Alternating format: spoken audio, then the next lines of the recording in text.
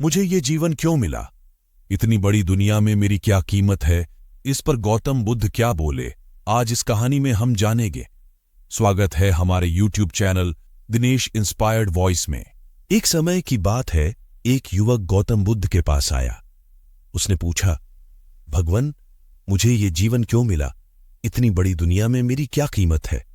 बुद्ध मुस्कुरा दिए और उस युवक को एक चमकीला पत्थर दिए और बोले कि तुम जाओ, पहले इसका मूल्य पता करके आओ, लेकिन इसे बेचना मत, केवल मूल्य पता करना। वो युवक सबसे पहले उस पत्थर को लेकर एक सेब वाले के पास गया और उसे पत्थर दिखाते हुए बोला, इसकी कीमत क्या होगी? सेब वाला पत्थर को देखते ही समझ गया कि ये कोई बेशकीमती पत्थर लगता है। फिर भी वह बनावटी आवाज में बोला कि मैं इसके बदले में 10 सेब दे सकता हूं। युवक वहां से चला गया और एक सब्जी बेचने वाले के पास पहुंचा, जिसने कहा कि मैं इसके बदले 2 बोरी आलू दे सकता हूं। अब उस युवक को यह मालूम पड़ चुका था कि यह पत्थर वाकई में कीमती है, और फिर वो उसे लेकर एक हीरे बेचने वाले व्यापारी के पास पहुंचा।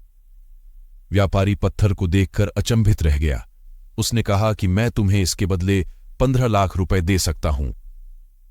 आदमी गौतम बुद्ध के पास जाने के लिए मुड़ा ही था कि व्यापारी ने आवाज लगाई कि मैं तुम्हें इसके बदले में 40 लाख रुपए देने को भी तैयार हूं। लेकिन युवक नहीं रुका।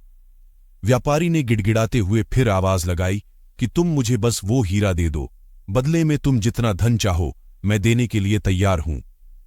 आदमी नहीं माना और गौतम बुद्ध के पास लौट गया और उन्हें पत्थर वापस करते हुए पूरा बात बताई। गौतम बुद्ध मुस्कुराकर बोले, सेब वाले ने इसका मोल 10 सेब लगाया, सब्जी वाले ने 2 बोरी आलू और हीरे के व्यापारी ने कहा कि ये अनमोल है। इस पत्थर के गुण जिसने जितने समझे उसने उतने मोल लगाए। ऐसा ही ये जीवन है। हर आदमी एक हीरे के समान है। दुनिया उसके गुणों को जितना पहचान पाती है उतनी ही महत्ता देती है। लेकिन आदमी और हीरे में फर्क यह है कि हीरे को कोई दूसरा तराशता है और आदमी को अपने आप को खुद ही तराशना पड़ता है। तुम भी अपने भीतर के गुणों को तराशो, तुम्हें पहचानने वाला भी कोई ना कोई मिल ही जाएगा।